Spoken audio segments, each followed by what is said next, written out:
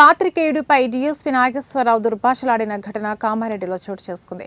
సదాశివనగర్ మండల రిపోర్టర్గా పనిచేస్తున్న మహమ్మద్ రఫీక్ ఓ కేసు విషయంలో కామారెడ్డి డీఎస్పీ దగ్గరికి వెళ్లాడు. అనంతరం జర్నలిస్టు పరిచయం చేసుకునే క్రమంలో అసభ్య పదజాలంతో డీఎస్పీ దూషించారని వాపోయారు. ఈ విషయంపై Kamareddy Telangana state journalist union ఆధ్వర్యంలో జిల్లా ఎస్పీ కార్యాలయంలో అడిషనల్ ఎస్పీకి నరసింహారెడ్డికి ఫిర్యాదు చేశారు.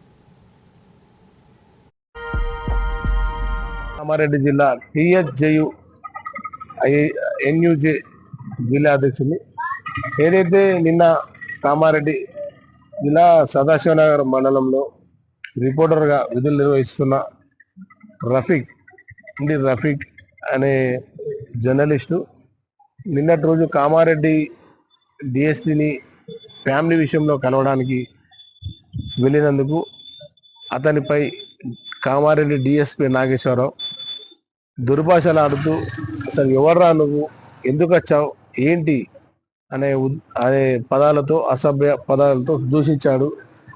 అతని వైఖరి మార్చుకోకపోతే పెద్ద ఎత్తున ఆందోళన చేపడతాం. దాన్ని నిరసిస్తూ టీఎస్జేయు ఆధ్వర్యంలో ఈరోజు కామారెడ్డి జిల్లా ఎస్పీ కార్యాలయంలో అడిషనల్ ఎస్పీ నరసింహారెడ్డి గారికి ఫిర్యాదు చేయడం జరిగింది.